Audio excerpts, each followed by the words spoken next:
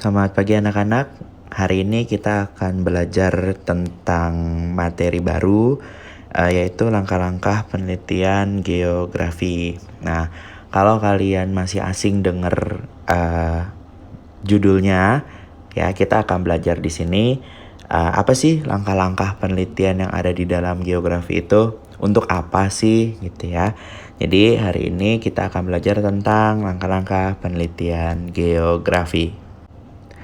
Tujuan pembelajaran dari penelitian langkah-langkah geografi ini, siswa diharapkan mampu melakukan yang pertama, mengamati fenomena geografis. Yang kedua, merumuskan pernyataan penelitian geografis. Yang ketiga, mengumpulkan data serta mengolah data geografis. Yang keempat, ada menganalisis data geografis, dan yang terakhir adalah membuat laporan penelitian ya. Nah, di sini juga ada karakter yang dikembangkan, yaitu nilai-nilai yang dapat dikembangkan setelah mempelajari bab ini adalah rasa ingin tahu, kreatif, dan gemar membaca. Kata kuncinya pada kata kunci pada bab hari ini, pembelajaran hari ini itu ada observasi, gejala geosfer, masalah penelitian, hipotesis, pengumpulan data, pengolahan data, penarikan kesimpulan, survei, wawancara sampel populasi, karya tulis, kata kunci. Kata kunci ini maksudnya di sini ini kata kuncinya yang akan kita pelajari di bab ini. Oke, kita masuk ke materi yang pertama, yaitu pengertian penelitian geografi.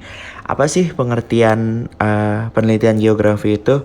Ya, penelitian itu artinya kegiatan menyelidiki, mengembangkan, dan menguji suatu kebenaran secara mendalam untuk memecahkan suatu permasalahan. Jadi, penelitian itu kalau gampangnya kita untuk mengingat ya, penelitian itu adalah suatu kegiatan di mana kita mengobservasi suatu objek ya, dan kemudian menguji suatu kebenarannya, benar gak sih yang dikatakan orang-orang gitu. Nah, setelah kita tahu kebenarannya, berarti kita sudah bisa memecahkan suatu permasalahan ya. Jadi penelitian itu adalah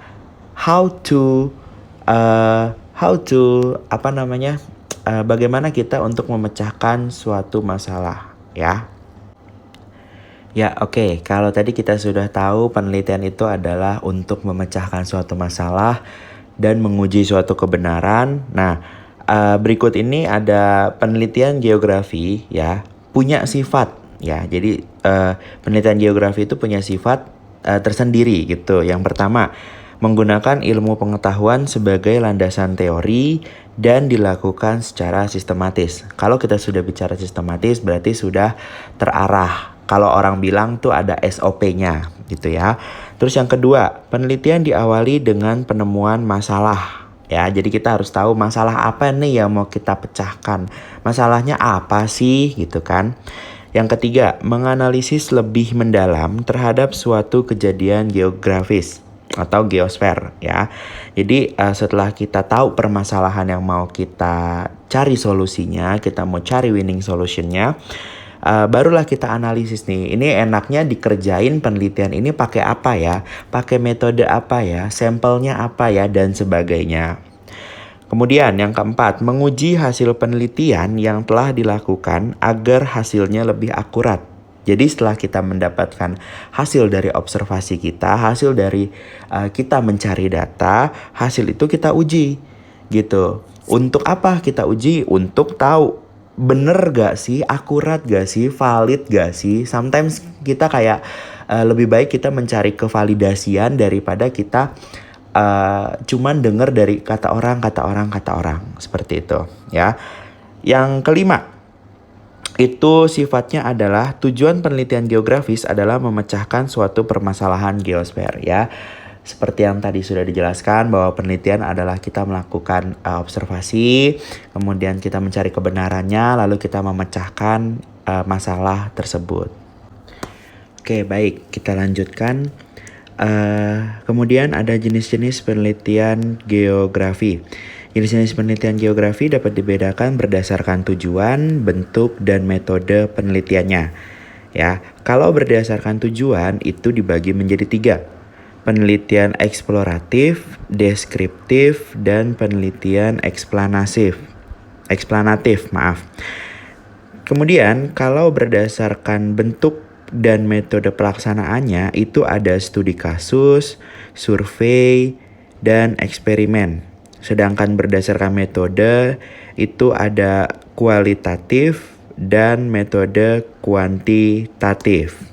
Yang pertama itu ada yang berdasarkan tujuannya. Penelitian geografi dapat dibedakan sebagai berikut. Penelitian eksploratif, deskriptif, sama eksplanatif. Ya, kalau penelitian eksploratif itu di mana penelitian tersebut bertujuan untuk mengembangkan gagasan dasar mengenai suatu topik permasalahan yang belum diketahui sebelumnya. Jadi di sini lebih kayak ke apa sih gitu, apa nih yang mau kita bahas, apa nih yang mau kita explore, apa nih yang mau kita gali gitu ya. Sedangkan kalau penelitian deskriptif itu menekankan pada penjelasan tentang penyebab masalah geosfer yang sesuai dengan fakta. Jadi di sini lebih berbicara atau lebih mengacu kepada mengapa. Jadi mengapa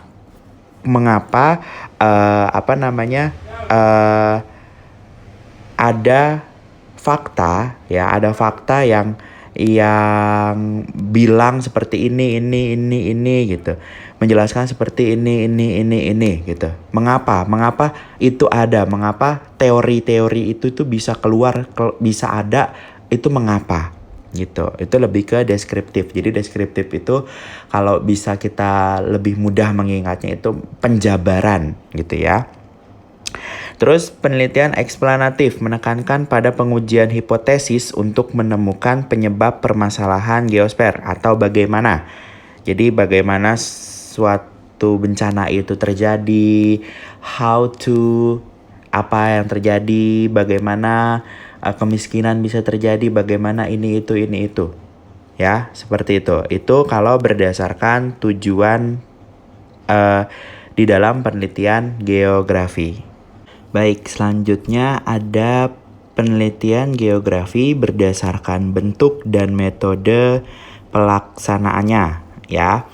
Itu ada yang pertama studi kasus. Studi kasus itu dilakukan dengan cara studi lapangan dan wawancara. Berarti kita harus turun ke lapangan gitu. Jadi kita harus melihat kondisi di lapangan itu seperti apa. Contohnya seperti meneliti tentang alih fungsi lahan hutan menjadi lahan pertambangan yang berpotensi mengancam kelangsungan ekosistem. Ya, kenapa sih contoh ini bisa diangkat sebagai studi kasus? Ya karena kita mau mempelajari keterkaitan antara alam dengan alih fungsinya, gitu. Alih fungsi lahan ini nih pengaruhnya seperti apa? Akan terjadinya tuh apa gitu. That's why kenapa studi kasus itu bisa dinaikkan ke contoh seperti ini gitu ya. Kemudian ada survei. Survei dilakukan untuk menguji kebenaran hipotesis dan mendeskripsikan hubungan antar variabel. Survei berarti kita juga sama turun ke lapangan, cuma kita lebih ke arah menguji hipotesis atau menguji dugaan-dugaan sementara ya, dan kemudian kita mendeskripsikan hasil tersebut atau menjabarkan hasil tersebut dengan variabel atau dengan topik yang akan kita angkat. Itu kalau survei ya. Kalau eksperimen itu dilakukan untuk mengetahui pengaruh suatu variabel terhadap variabel lain. Contohnya seperti di gambar ya, ada orang sedang bereksperimen gitu, mau tahu nih pengaruh, contohnya ya, misalkan pengaruh apa sih yang terjadi ketika sampah menumpuk di sungai. Pengaruhnya apa nih? Kita bereksperimen buang sampah terus gitu selama berhari-hari, apa yang akan terjadi? Apakah dia meluap? Apakah dia akan menyebabkan banjir? Nah itu nanti akan kita ketahui hasilnya setelah kita melakukan eksperimen tersebut. Seperti itu. Selanjutnya ada berdasarkan metode penelitian. Kalau berdasarkan metode penelitian, itu ada penelitian kualitatif, ada penelitian kuantitatif. Ya, kalau penelitian kualitatif adalah penelitian yang menggambarkan secara mendalam mengenai hasil pengumpulan data di lapangan. Sedangkan kuantitatif adalah penelitian dilakukan dengan menggunakan alat ukur dalam analisisnya. Jadi kalau mau gampangnya, kalau kita mudah mengingat gitu ya antara metode kuali dan kuanti itu, salah satu mereka menggunakan hitungan ya, menggunakan hitungan seperti diagram, terus mereka harus validasi data segala macam. Nah, salah satunya itu hanya deskripsi saja, tidak menggunakan hitungan. Jadi untuk membedakannya, yang satu ada hitungan, yang satu hanya deskripsi saja, seperti itu ya. Selanjutnya ada metode penelitian kuantitatif dan kualitatif. Nah, di sini kita bisa lihat perbedaannya ya. Dari sudut pandang teori untuk kualitatif atau kuantitatif ya, ada dibagi dalam tabel tersebut. Ya, dari sudut pandang teorinya. Kalau kuantitatif itu mencari penyebab suatu fenomena dan hubungannya dengan fenomena lain. Ya, pendekatan yang digunakan di kuantitatif itu mengidentifikasi variabel, memilih sampel, memberikan perlakuan dan menganalisis hasil perlakuan. Tujuannya dalam kuantitatif itu menguji atau membuktikan suatu teori dengan perantara hipotesis dan menggunakan teknik statistik. Berarti seperti yang tadi sudah saya bilang, kalau berhubungan dengan hitungan atau statistik berarti dia pasti akan berhubungan dengan diagram. Berarti itu masuknya ke kuantitatif gitu ya. Terus pengumpulan data, variabel, sampel, hipotesis, dan data yang dikumpulkan benar-benar relevan dengan rancangan penelitian. Sementara di kualitatif, sudut pandang teorinya itu memahami perilaku manusia dari kerangka berpikir dan tindakan orang-orang itu sendiri. Pendekatannya menggunakan observasi partisipan sehingga dapat memahami fenomena tertentu. Jadi mereka ikut terjun langsung ke dalam suatu penelitian gitu ya. Apa yang mau mereka teliti, mereka harus turun langsung. Tujuannya untuk menemukan ciri-ciri fenomena dan mengelompokkannya atau menemukan sebuah teori baru. Terus pengumpulan datanya, kalau di kualitatif itu mengumpulkan data secara keseluruhan agar lebih memudahkan memahami fenomena yang kompleks secara utuh. Jadi dari tabel tersebut itu terlihat jelas ya perbedaan antara metode kuantitatif dan metode kualitatif. Selain perbedaan yang sudah ada sebelumnya, ini ada lagi perbedaannya antara metode kuantitatif dan kualitatif. Dilihat dari instrumen penelitian, data, sumber data, dan rancangannya. Kalau kuantitatif, instrumen penelitiannya itu menggunakan angket, pedoman wawancara, tes, dan skala. Datanya itu berupa satuan angka, sumber data berasal dari populasi dan sampel, kemudian rancangannya itu dirancang secara pasti dan tidak dapat diubah pada saat penelitian berlangsung. Sementara kualitatif, instrumen penelitiannya itu menggunakan manusia, buku catatan, atau dokumentasi. Data yang diperoleh berupa data primer atau informasi atau dokumen pribadi ya. Jadi sudah jelas terlihat antara kualitatif dan kuantitatif. Sumber datanya itu kalau di kualitatif menggunakan subjek penelitian ya. Rancangannya dapat berubah sesuai realitas di lapangan. Jadi yang namanya kualitatif itu akan berubah-ubah, tidak sejelas dan sesaklek penelitian kuantitatif. Baik, tadi kita sudah mempelajari sedikit tentang metode-metode yang ada dan itu bisa kita gunakan dalam penelitian geografis. Nah, sekarang kita masuk ke materi berikutnya, yaitu pengamatan fenomena geografi. Apa itu pengamatan fenomena geografi? Pengamatan fenomena geografi adalah pengamatan untuk mendapatkan informasi mengenai fenomena-fenomena geosfer yang terjadi. Tentang apa atau mengapa fenomena bisa terjadi dan di mana fenomena itu terjadi. Jadi, kalau kalian mengamati suatu kejadian ya, suatu fenomena baik itu fenomena sosial atau fenomena alam, fenomena apapun itu yang berhubungan dengan geografi. Jadi geografi itu tidak selalu tentang alam saja, tapi sosial pun masih bisa masuk ke dalam geografi. Nah, ketika kalian melihat suatu fenomena, kalian akan bertanya, ini fenomena tentang apa sih? Contoh, misalkan fenomena tentang banjir, ya. Mengapa? Gitu. Kenapa sih kok bisa banjir? Gitu ya. Kita amatin. Oh ternyata bisa banjir karena ini.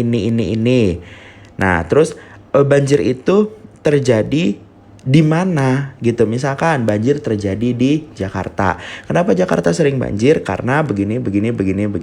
Itu jadi runtutannya atau rentetannya itu kelihatan dari apa kejadiannya, mengapa itu bisa terjadi, dan itu terjadinya di mana. Itulah di mana kita bisa menyebut itu adalah pengamatan fenomena geografi. Oke, kalau tadi kita udah tahu pengamatan fenomena geografi itu seperti apa, sekarang ada langkah-langkah penelitian geografi setelah melakukan pengamatan yang sudah tadi saya jelaskan di awal ya.